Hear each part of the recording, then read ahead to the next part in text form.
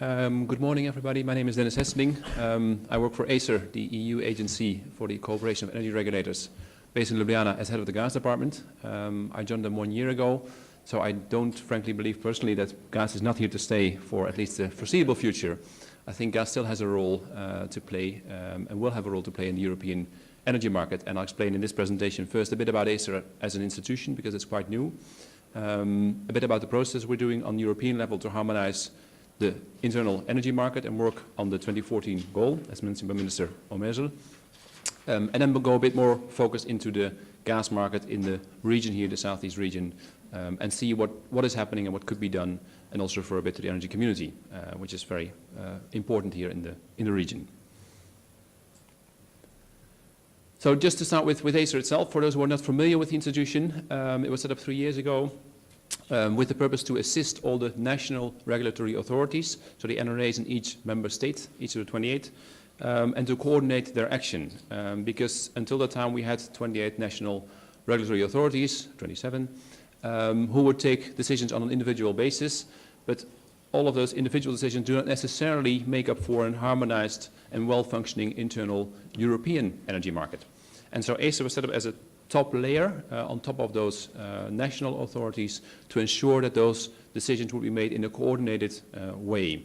We employ 75 people in Ljubljana at the moment, so it's a relatively small agency, and it means that in practice we will have to work a lot together with all the national regulatory authorities. So all the work, all the drafting work is done in working groups which consist of, let's say, 80% of people coming from national authorities rather than from ACER in Ljubljana. We're not a European energy regulator. We have very limited real powers when it comes to taking decisions as a national regulator can do. But if you look at the setup, the institutional setup under the third package, I think it's fair to say that we have a pretty important role to play in preparing the ground for the internal energy markets. The setup, for those who are not familiar with it, could be seen as follows. Next to the European Commission, there are two new players set up by the third package. One is ACER. The other one are, well, the two ENSOs, so the European umbrella organizations for the TSOs, one for electricity and one for gas. And where we are the kind of umbrella of the national regulatory authorities, the ENSOs are the umbrellas for the TSOs, one for all the electricity TSOs and one for all the gas TSOs. And if you look at how the process is done of developing rules on a European level, you will see that both the Commission, ACER, and ENSO-E and ENSO-G have their own role to play in order to ensure that all the perspectives are taken into account. The deadline was already mentioned by Minister Omerzel, the 2014 deadline for the internal energy market. It should be finalized. Now, you could question what exactly does it mean to finalize the internal energy market. Personally, I think it's never really finalized because the market keeps on evolving. So even if we put measures in place, you'll see that new developments, new technical developments, new market developments will come up and we'll have to react also from the regulatory point of view. What we understand it to mean is that all the network codes, or all the major network codes, so the rules, the binding rules on European level should be in place, even though maybe not all of them will be applicable and binding already, but the text should be there and agreed upon. We think the 10E regulation, which was adopted earlier this year, which is there to promote investment in energy infrastructure, should be in place. The project of common interest, similar to the one that Mr. Kovac will speak about later for the energy community, should be identified and should receive the first funding to make sure that the investment is underway. And also we try to speed up the process a bit by not waiting for all these rules to become legally binding, but by working on voluntary implementation, early implementation through the so-called regional initiatives. Are we on target? We will next week present the so-called market monitoring report in Brussels at the European Parliament and for the press a day later, which will give you an overview of the state of play of the European internal energy market, both electricity and gas, last year. So it's a backward-looking report. If you look at that report, you will see that the retail markets are still relatively uncompetitive. There's very limited integration on the retail market. It's still very many fragmented national retail markets. Still price regulation is very prevalent in almost half of the member states, both for electricity and for gas, which we see as a real limitation to developing a free and liberalized market and real price formation also for end consumers. Network access, we think, is improving in general, thanks to increasing transparency on the tariff side. So it's clearer now for users what they have to pay if they want to use capacity in electricity or in gas. Congestion, at least in gas, is going down, partly due to regulatory interventions on the capacity allocation side, congestion management side, but also due to demand, which is going down in gas overall for, I think, the third year in a row by 2-3% per year. So we do see a decrease in demand, which is partially driven by the economic crisis and partly maybe also by other factors like coal coming in, cheap coal coming in from the US for power plants. And then we are more and more trying to focus on the gas to power issues, because so far the whole setup has been to have a separate set of rules and institutions for gas and a separate one for electricity. But there is, of course, a clear linkage also from the gas, especially from the gas side, to the electricity market. And if we speak about capacity mechanisms, they will have an impact on how the gas market can function. Anything happening to renewable support schemes has a very clear impact on gas-fired power plants and the offtake of gas in the network. And we're trying to focus more as regulators to see what we can do, what we should be doing to make sure that the regulatory regimes between gas and electricity on a European level are aligned to such an extent that they don't form an unnecessary barrier for the gas market to be able to respond to flexibility changes which are needed in the electricity side. So we try to do everything we can from our side to make sure that gas remains competitive when it comes to as a fuel for gas-fired power plants. The Framework Guidelines and Network Codes is one of the main instruments that we have. This is kind of about the process of setting rules, binding rules in the end on a European level, both for electricity and for gas. It's a long process, and I'll briefly show you how it works in practice to give you an idea. It applies to various technical topics, both on electricity and on gas. Basically, we, from the ACER side, are responsible, as the regulators, we're responsible for developing the so-called framework guidelines, which are non-binding in nature, but they give strong guidance to what should become then a network code, which will become a binding text as an annex to the European regulation. The idea is that the framework guideline sets the objectives, so what should be achieved in a certain field, whether it's about capacity allocation or tariffs or something else. And then this is developed later on by a more detailed network code where the TSOs are more involved, and both of them go through consultation processes to make sure that all the market participants can input into the process and can tell us or tell the TSOs what they think is needed to make these rules working. The overall objectives are to contribute to non-discrimination, to an effective competition in the market, and this is then developed later on in the network code on a more detailed level. The whole process is quite elaborate. It's a classical, or almost classical European process, which means it is very secure, very open, transparent, but it also takes time. There's a price you pay for this kind of open process. It starts with the European Commission, who will each time, and it did so before the summer this year, run a consultation to ask the market basically what kind of rules would be needed, where certain changes in rules will be needed. And they'll put forward some topics, and they'll ask market participants, what is still needed in the market? Do we need something else or not? And then they'll get this input from the consultation, and they'll say, well, actually, we think this is the one that should be worked on next. Then they hand it over to us, to ACER, and they ask us to do a scoping exercise. Because we basically get a title. For instance, at the moment, we got rules for trading. Rules for trading is quite an open concept. It could be many different things. And so it's up to us to say, well, we'll go out to the market again and say, okay, what should be done in terms of rules for trading? What is needed to make trading on a European level easier and to get rid of national barriers when it comes to trading electricity or gas cross-border? And so we'll do an open round with stakeholders, with market participants, to see where they think certain regulatory interventions are still needed. Then it goes back to the Commission. We'll send them what we think the scope should be, what is in scope, what is out of scope. Then if the Commission agrees, they send it back to us again and ask us, they give us half a year to develop these framework guidelines. And they'll say you have half a year to develop a framework guideline, so guidance for the TSOs on what the rules should be on this particular topic, and this is the scope that you should cover. We'll go out with a draft paper developed together with these national regulatory authorities. We'll go through a consultation, so anybody who is interested can look at the document, can give us their input, and we also respond by a general document explaining what kind of comments we have received and how we have taken them into account.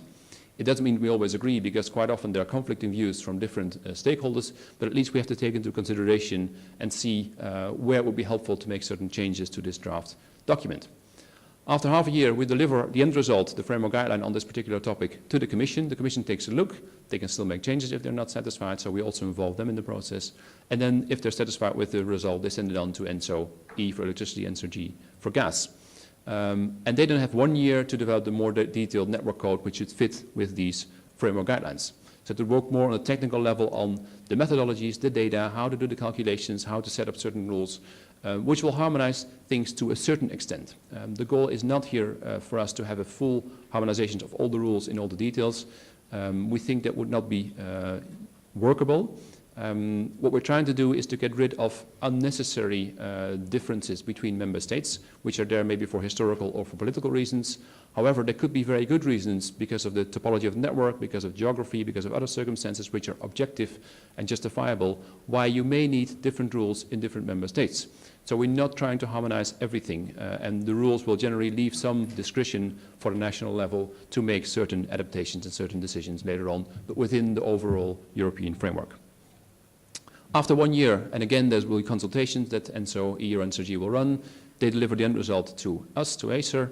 We check if it's in line with the framework guideline. If it's okay, it goes back to the Commission, and they will then, they can still make some changes, and then they'll put it through for the final phase, and that is the phase where it becomes binding. All the rest, all this previous, let's say, 2 years of process are preparatory work, so very extensive preparatory work. Then once the Commission puts it forward to the comitology phase, which is where the ministers will come together, the Council of Ministers, or the representative of the member states will come together. They will have a final look, they'll have a vote, and that's what makes it a binding text. Once it's gone through comitology, it's been published, then we have a text which is legally binding for the whole of the EU and also for the energy community. So it's a long process. It's very open and transparent, I think, and the price you pay is that it takes quite some time before you get there. So once you start with a topic which may be topical in 1 year before you get to a binding rule which will actually be implemented, have to be implemented in the member states, you may be 5 years down the road. And that's the price you pay for the process. I'll skip this one because it's a bit too detailed. Just to give you an idea on gas, what is happening, what kind of topics are we dealing with, are we talking about? We've had a number of them which have gone through the whole process already. Capacity allocation mechanism, which is about bundling cross-border capacity in the gas market, has been finalized, will apply as of 2015, which means that all interconnection points in gas will have to offer bundled capacity through auctions.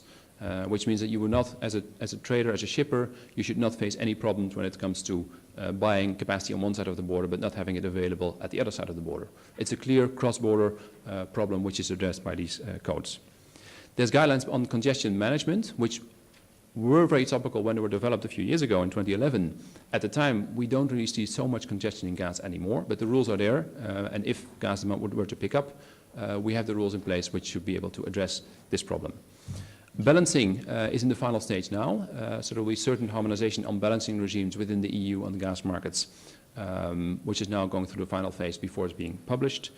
There's a framework guideline network code on the way in interoperability, which will tackle lots of technical issues on how to deal with some issues of gas quality, some issues of interoperability of data standards, which is also very well advanced.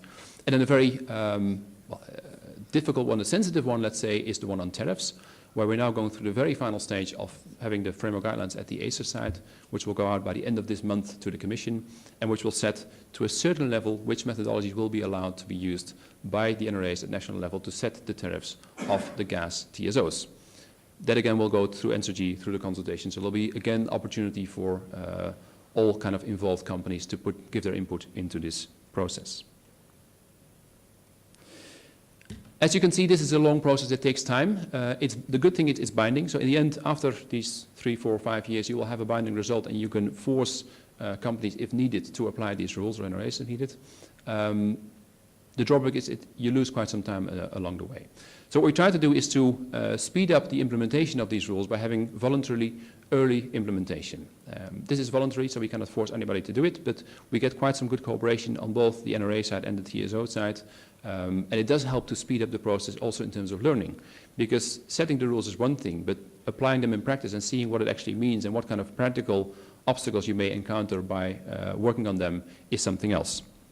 That's why we have the voluntary implementation, which is done through the regional initiatives. In gas, there's 3 different regions. One is the northwest, the red one on this map. There's the south region, which is basically Portugal, Spain, and France. And then for this region, the most interesting one is what is called the south-southeast region, which basically stretches from Poland to Cyprus. I didn't make up the name, but this is what it's called. It's a very large region, very heterogeneous, and this is where also some of the initiatives are taking place for early implementation. If you look at CAM, the most advanced one, capacity allocation mechanism in gas, you'll see a number of interconnection points where the TSOs are already working before they have to do it by law on implementing this bundling of cross-border capacity. We'll see them happening in between Poland and Germany, Austria and Italy, Germany, and Hungary and Romania. And we know that a number of them are in preparation. So on top of the ones that we have currently, there's more coming. It is true that most of them are focused still even within this region on the, let's say, the northwestern part of it, and not so much on the southeastern part. There's also a project in terms of going further when it comes to regional market integration. There's been long, some people may know the gas target model. The gas target model basically says that we are trying to achieve a number of entry-exit zones, which are larger normally than at least some of the member states, which should be large enough to create sufficient liquidity. And then we want to have a model whereby the gas is traded from one entry-exit zone, one hub in the entry-exit zone, to the next one. Now, for some markets which are too small to create enough liquidity by themselves, it means they have to merge in some way with neighboring markets. And so there's a number of projects underway which are trying to see in what way they could merge with neighboring entry-exit zones cross-border. One of the most advanced ones is the so-called CE trading region, which comprises Austria, Czech Republic, Slovakia. They've done a number of studies to see how they could fit this together by creating a so-called trading zone, which will enable trading to take place without any borders in these 3 countries, the 3 entry-exit zones, but then keep the balancing still separate for the national markets. Interestingly, there's also the Visegrad 4 countries, which are partially overlapping, who are trying to do their own market integration, and we'll see if those 2 can maybe be combined in a certain way to get one idea, one common larger market area, which would create enough liquidity in this part of the European market. Finally, on the energy community, of course, the EU doesn't comprise all countries here in this region. We have looked at the energy community's implementation report from this year to see how they are doing, and there's quite a variety if you look at the different contracting parties. Overall, there are a number of issues which are still not fully solved when it comes to, for instance, unbundling, licensing, third-party access, market opening, balancing rules. There's quite a number of them which still have to be tackled. This is according to the own energy communities report. It will be interesting for us to see if there are any kind of front runners within the energy community who are more advanced, and if we could take them up maybe in this regional initiatives to come forward with the early implementation and be more involved also from the EU side. I think the possibility is there, and we'd be willing to have a look and discuss this with them. This is basically the overview of what I would like to share with you here. On the institutional side, the main processes that the ACER works on to set rules on the European level, or at least the preparation of this, and then focus a bit more on gas and the southeast region. As a general final remark, it's not up to NRAs to make the markets. I mean, market participants should make the markets. It's up to NRAs, to regulators, to facilitate the functioning of the market. And I think it's really useful if there are certain obstacles which you encounter in your daily business here in the region, and which you think the regulator has a role in addressing. It would be very useful to hear them here today or during one of the consultations, because we do want to take them on board to address them wherever possible. Thank you very much.